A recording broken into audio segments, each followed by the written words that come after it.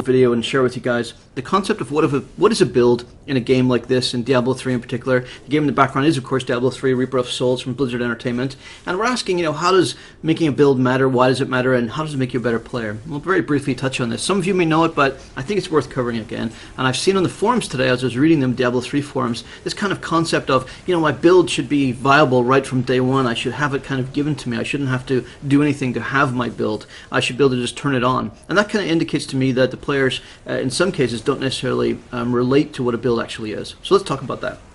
A build in games is really the play out, if you will, the result of your fantasy.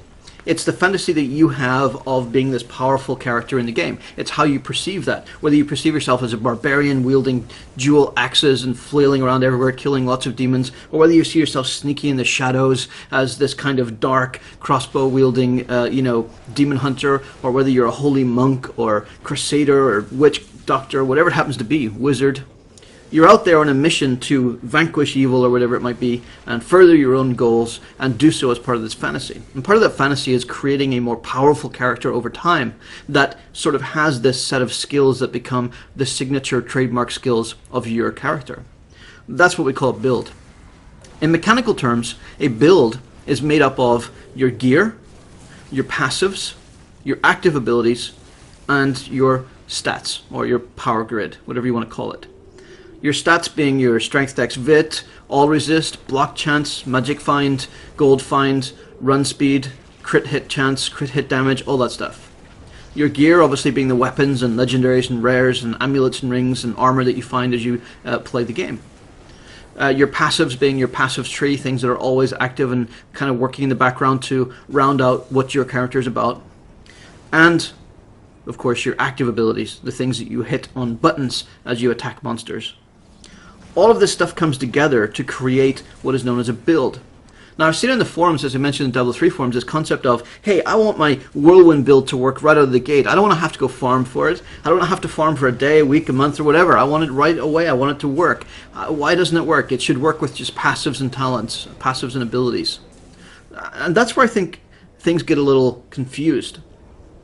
The concept of a build is what you work for. In these primarily PvE games, and even if they had PvP of any significance, you would still be talking about the same thing. So in these games, action RPGs, it's action focused, you're out there hunting, and what you're hunting for is loot, guys. You're hunting for loot. And what does it mean to hunt for loot? It means that in hunting for loot, you're trying to create a build. So you have a fantasy you want to create. I want to be this amazing, spinning, demon hunter with crossbows in each hand, letting force, fly out of me at all these monsters and smack them in the skull with bolts of doom or whatever you want to call it, right?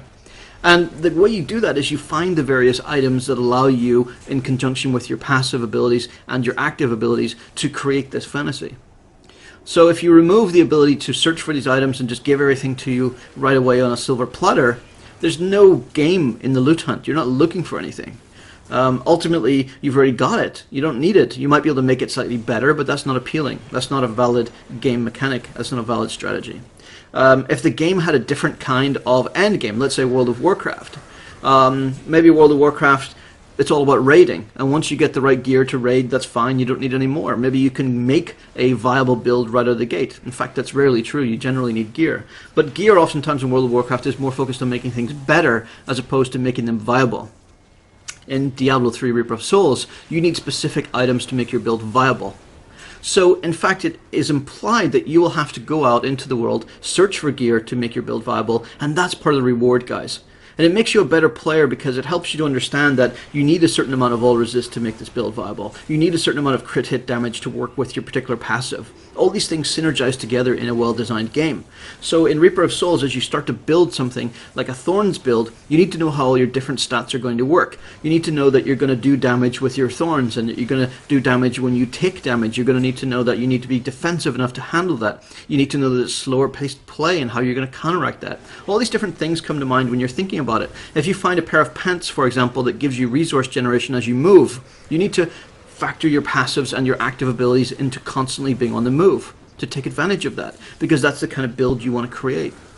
So you start to put all the pieces together, and that's what gives build diversity, guys. That's what gives the fun of the game. That's what gives player equity, is having possession of these cool items that you can then use to create your build or builds that create the fantasy you want to enjoy. So I think it's just worth noting, a lot of people may already get this, but I saw a lot of people don't get it. And there's a lot of talk about even, is Thorns a build and all this kind of stuff. And it's important to realize that if it's not the synergy between all of these different items, it can't just be a synergy between your passives and your actives. It has to be between everything for it to truly be a build. So going out and creating a build is part of what these games are about. It's the reward mechanism for these games. You have a concept in mind of the fantasy you want to create. You go out into the game and you play the game and you create the fantasy by finding all the different bits and pieces and fitting them together in a way that synergizes.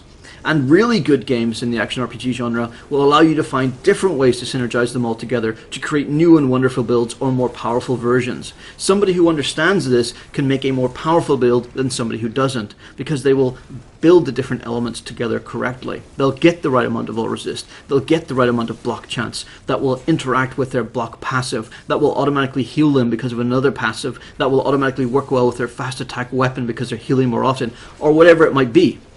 It's all about how you fit the fantasy together by fitting together the different elements of the build. And working towards that is the reward and excitement of the game. So I think it's worth noting. I just want to do a short video and share that with you guys. Don't be trying to get away from looking for the items you need for your build. Expect to start out weaker and expect to work hard in the game, enjoying yourself to get more powerful. And it's becoming more powerful by finding all the things you need for your build that makes the reward center of the game possible. Hope you guys enjoyed the chat. I'll talk to you next time. Let me know your thoughts about what you think a build is and what you think about the concept of starting out weaker and finding all the different bits, synergizing them together and becoming more powerful. Cheers.